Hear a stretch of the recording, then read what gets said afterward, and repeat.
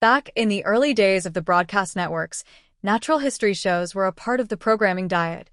NBC ran Mutual of Omaha's Wild Kingdom for much of the 1960s, and around that time ABC brought The Undersea World of Jacques Cousteau to U.S. audiences. Over the past several decades, however, those kinds of programs mostly became the domain of PBS, Nature, and cablers like Discovery, Planet Earth. More recently, streamers like Netflix, Our Planet, entered the space. With a few exceptions, Fox's Cosmos, A Space-Time Odyssey, the broadcast nets have shied away from documentary-style nature events, which makes NBC's current stab at one, the Americas, all the more notable. It is an experiment, says Toby Gorman, the president of Universal Television Alternative Studio. We will learn a lot. But when I think about the hits of broadcast, it's got to be four-quadrant, he adds, referring to the need to hit every demographic. We talk about that a lot in our world, and I can't think of something that defines four-quadrant better than a big, blue-chip natural history project. Narrated by Tom Hanks and boasting a score by Hans Zimmer, the 10-episode The Americas debuted February 23rd and continues weekly through April 13th.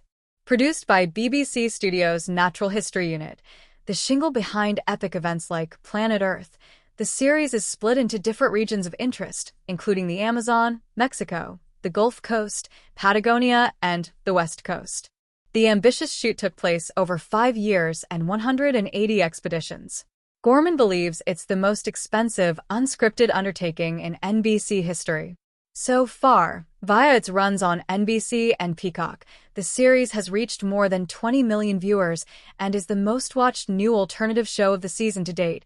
It was a big play for them, says executive producer Mike Gunton, the creative director at BBC's Natural History Unit, whose recent credits include Apple TV+'s Prehistoric Planet.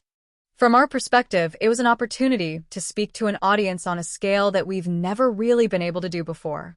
The streamers and the cable networks, they're not niche, but when you're on a factual channel, it reaches a certain subset of audience. This is a complete, cross-genre broadcast. The idea for The Americas came as Gorman first joined NBC Universal in 2019. Conversations were taking place about developing a big natural history event at the company, the kind that could then live on a streamer, which at that point hadn't even been announced yet as Peacock. Coincidentally, Gunton was just starting to pitch a project about the North and South American continents, from top to bottom. I was thinking, is there anything that has the same ambition as Planet Earth I could do, he says. That's when focusing on the Americas came to mind. I started thinking, hold on, it's got everything. It's got all the superlatives. It's got the longest river, the oldest, biggest trees, the biggest this, the fastest that. Gorman says they were inspired by the scope of Gunton's pitch. The strategy was very clear from the outset that if NBC Universal was going to enter into this space, it needed to do it bigger and better than had been done before, he says.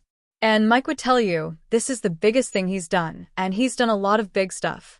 So it was just a swing for the fences, invest, and hope that we not just entertain America about the Americas, but also entertain the world. NBC has since also ordered the 8-episode Surviving Earth, which uses digital technology to recreate the prehistoric era, although that series, first announced in 2022, has not yet been given an airdate, but execs confirm it's still on the docket.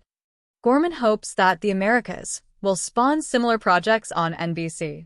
I don't know that we will go as big as we've gone because we really wanted to come out the gate strong, he says. A 5-year production period is obviously just an incredible amount of time for any project. But we certainly are starting to talk about how would we follow this up. We would love the opportunity to do more, but it's a large conversation because of the commitment required.